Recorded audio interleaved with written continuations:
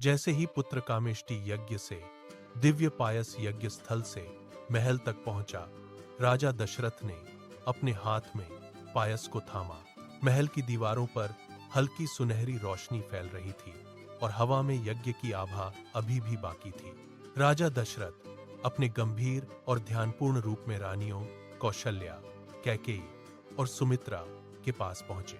मैं इसे आप सभी में बांटने जा रहा हूं।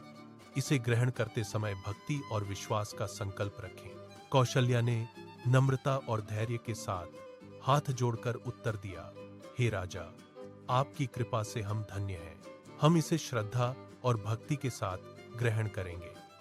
राजा दशरथ ने पहले कौशल्या को पायस दिया। उन्होंने कहा, कौशल्या, तुम्हारे हिस्से में यह पायस 1/3 मात्रा तुम्हें प्राप्त है।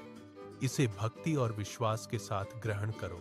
कौशल्या ने पायस ग्रहण किया और धीरे धीरे उसे स्वाद लिया। उसकी आंखों में प्रसन्नता और श्रद्धा झलक रही थी। फिर राजा ने कैकेयी की ओर बढ़ते हुए कहा, कैकेयी, तुम्हारे हिस्से में भी 1/3 मात्रा का पायस है। इसे ग्रहण करते समय अपने हृदय में आशा और संतुलन बनाए रखना। कैकेयी ने पायस लेते हुए हल्की मुस्कान दी और कहा, हे राजा, आपकी कृपा से यह हमारे लिए दिव्य आशीर्वाद है। अंत में राजा ने सुमित्रा को पायस दिया। उन्होंने कहा, सुमित्रा, तुम्हारे हिस्से में यह अंतिम 1/3 मात्रा है। इसे प्रेम और भक्ति के साथ ग्रहण करो।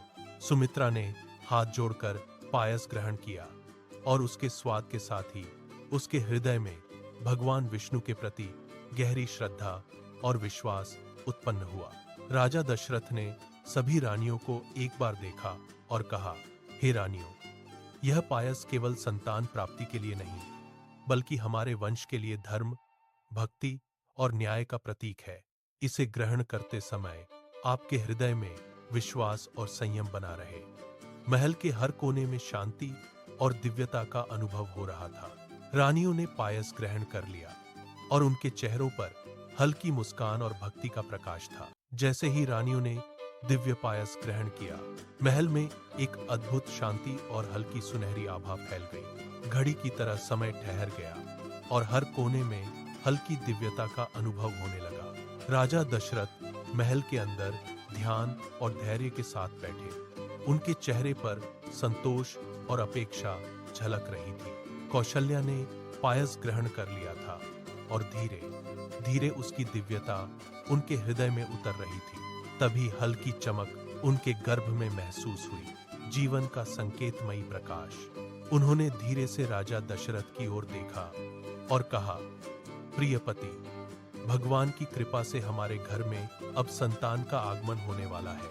यह हमारे वंश और धर्म के लिए दिव्य संकेत है। राजा दशरथ ने अपनी पत्नी का हाथ पकड़ते हुए मुस्कान दी और कहा, हे प्रिय, यह केवल तुम्हारा भाग्य नहीं, बल्कि हमारे राज्य और पूरे वंश का आशीर्वाद है। हमारी भक्ति, यज्ञ और ऋषियों के आशीर्वाद का परिणाम अब सामने आ रहा है। महल में हल्की हवा के साथ फूलों की सुगंध और दीपों की हल्की चमक ने वातावरण को और भी दिव्य बना दिया। तभी कौशल्या के गर्भ में हल्की हलचल हुई और रानियां, राजा दशरथ और महल में उपस्थित लोग ध्यानपूर्वक उस क्षण को महसूस करने लगे। कौशल्या ने शांति और श्रद्धा के साथ कहा, हे भगवान, कृपा करें कि यह पुत्र धर्मपरायण, सत्यप्रिय और हमारे वंश का गौरव बने। राजा दशरथ ने ध्यानपूर्वक उत्तर दिया, हे प्रिय, यही हमारा संकल्प है। संतान केवल हमारे लिए नहीं, बल्कि पूरे कौशल देश और धर्म की स्थापना के लिए जन्म लेगी। कुछ समय बाद महल में हल्की रोशनी और दिव्यता का संकेतमयी तेज फैल गया। रानियों की आंखों में हल्की चमक और उनके चेहरे पर प्रसन्नता थी। जैसे ही वह समय पूर्ण हुआ, कौशल्या ने राम का पुत्र जन्म लिया, तेजस्वी और दिव्य, जिसका स्वरूप और चेहरे में भक्ति, धर्म और शक्ति झलक रही थी।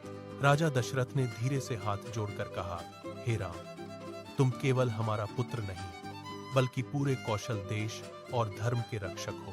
तुम्हारा जन्म हमारी भक्ति, यज्ञ और विश्वास का प्रतिफल है।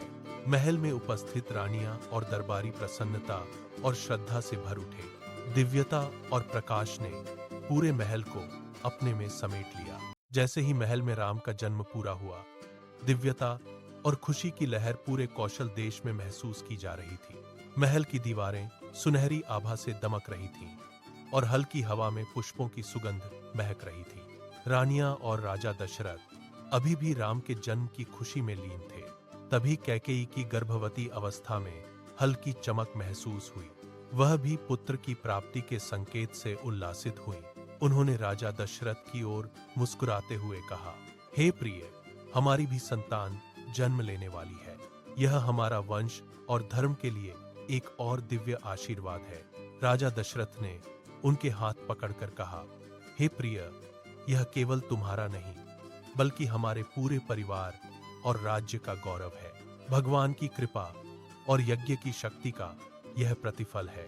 जैसे राम का जन्म हमारे लिए दिव्यता लेकर आया, वैसे ही तुम्हारी संतान भी हमारे वंश और धर्म की रक्षा करेगी।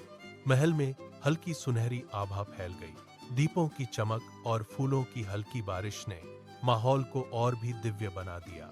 रानियों की आंखों में श्रद्धा और प्रसन्नता झलक रही थी। कुछ समय बाद महल में हल्का तेज प्रकाश और शांति का संकेतमयी अनुभव हुआ। कैकेयी ने भरत का पुत्र जन्म लिया, तेजस्वी, धर्मप्रिय और भविष्य में राम के समान आदर्शवादी। राजा दशरथ ने हाथ जोड़कर कहा, हे भरत, तुम केवल मेरी संतान नहीं बल्कि धर्म और न्याय की स्थापना के लिए जन्मे हो। तुम्हारा जन्म हमारी भक्ति, यज्ञ और विश्वास का प्रतिफल है। तुम राम के साथ इस वंश के गौरव और राज्य के कल्याण के लिए हो। महल में उपस्थित सभी रानियां, दरबारी और ऋषि वशिष्ठ गहरी श्रद्धा और प्रसन्नता के भाव से भर उठे। दीप और पुष्प जैसे राम और भरत के जन्म की दिव्यता को महल में और भी उजागर कर रहे थे। जैसे ही महल में भरत का जन्म संपन्न हुआ और उसकी दिव्यता ने पूरे महल को उज्जवल कर दिया, राजा दशरथ और रानियां अभी भी प्रसन्नता और श्रद्धा में लीन थे। कौशल्या, कैकेयी और सुमित्रा की आंखों में अब भी हल्की चमक और संतोष था। इसी बीच सुमित्रा के गर्भ में हल्की हलचल महसूस हुई। रानियां आपस में देखकर मुस्कुराईं और राजा दशरथ ने उनका हाथ पकड़ते हुए कहा, प्रिय रानियों, हमारे वंश की यह दिव्यता अनवरत चल रही है। अब सुमित्रा की संतान भी जन्म लेने वाली है।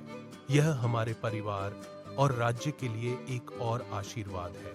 महल में हल्की सुनहरी आभा फैल रही थी। दीप और यज्ञ की याद में बचे हल्की रोशनी अब नए जन्म के स्वागत में चमक रही थी। रानियां एक दूसरे की ओर देखकर धीमे स्वर में कहा, हे भगवान, हमारे घर में इतने दिव्य पुत्र जन्म लेने वाले हैं। यह हमारे वंश और धर्म की रक्षा के लिए अनंत आशीर्वाद है। कुछ समय बाद सुमित्रा ने पहला पुत्र लक्ष्मण जन्म लिया। उसका रूप तेजस्वी और भक्ति से भरा था। महल में उपस्थित सभी रानियां और दरबारी मंत्रोच्चारण और आशीर्वाद के साथ प्रसन्न हुए। राजा दशरथ ने हाथ जोड़कर कहा, हे लक्ष्मण, तुम केवल मेरी संतान नहीं बल्कि राम के साथ वंश और धर्म के रक्षक के रूप में जन्मे हो। तुम्हारा जन्म हमारे विश्वास, भक्ति और यज्ञ का फल है। फिर कुछ समय बाद सुमित्रा ने दूसरा पुत्र शत्रुघ्न जन्म लिया। उसका रूप भी तेजस्वी और धर्मप्रिय था। रानियां और राजा दशरथ दोनों ही उनकी दिव्यता और तेजस्विता से अभिभूत थे। राजा दशरथ ने शत्रुघ्न के जन्म पर भी कहा, हे शत्रुघ्न, तुम लक्ष्मण और राम के साथ मिलकर हमारे वंश, राज्य और धर्म की रक्षा करोगे। तुम्हारा जन्म हमारे परिवार के लिए सौभाग्य और संपूर्णता का प्रतीक है। महल में दीपों की हल्की रोशनी, पुष्पों की सुगंध और हल्की हवा सब जैसे चारों पुत्रों की दिव्यता और महिमा का स्वागत कर रहे थे। रानियों के चेहरे पर संतोष और श्रद्धा की चमक थी और राजा दशरथ की आंखों में गर्व और भक्ति का मिश्रित भाव। जैसे ही महल में राम, भरत, लक्ष्मण और शत्रुघ्न का जन्म हुआ, महल और नगर में दिव्यता और खुशी की लहर दौड़ गई। दीप और मोमबत्तियां जल उठीं। हल्की हवा में पुष्पों की खुशबू फैल गई। आकाश में सूर्य की सुनहरी किरणें महल की ऊंचाई तक चमक रही थी। यह केवल हमारे परिवार का नहीं, बल्कि पूरे राज्य और धर्म के लिए एक दिव्य अवसर है। महल के भीतर और बाहर दरबारियों और नगरवासियों ने खुशी के लिए रंगीन परिधान पहने, फूलों और दीपों से सजावट की। बाजार में हलचल और उल्लास का माहौल था। हर कोई उत्सव में शामिल होना चाहता था। बच्चे फूलों की बारिश कर रहे थे, स्त्रियां दीप जलाकर गीत गा रही थीं और पुरुष झंडा सजाने में व्यस्त थे। कौशल्या ने राम को हाथ में उठाया और कहा, हे राम, तुम्हारा जन्म हमारे वंश और धर्म के लिए मार्गदर्शक है। कैकेयी ने भरत को हाथ में लिया और मुस्कुराते हुए कहा, हे भरत, तुम्हारा जन्म शक्ति और प्रेरणा का प्रतीक है। सुमित्रा ने लक्ष्मण और शत्रुघ्न को उठाया और कहा, तुम्हारा जन्म सामर्थ्य, भक्ति और साहस का संदेश लाया है।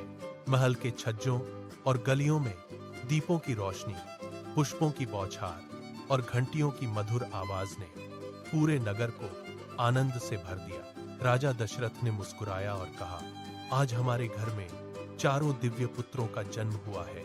नगरवासियों ने भी इस खुशी में शामिल होकर घंटियां बजाईं, दीप जलाए और भजन कीर्तन के साथ स्वागत किया। गणपति, सूर्य और अन्य देवताओं की प्रतिमाएं महल और नगर में सजाई गईं, जिससे यह उत्सव और भी भव्य बन गया। रानियों और राजा दशरथ के चेहरे पर संतोष, श्रद्धा और गर्व झलक रहा था।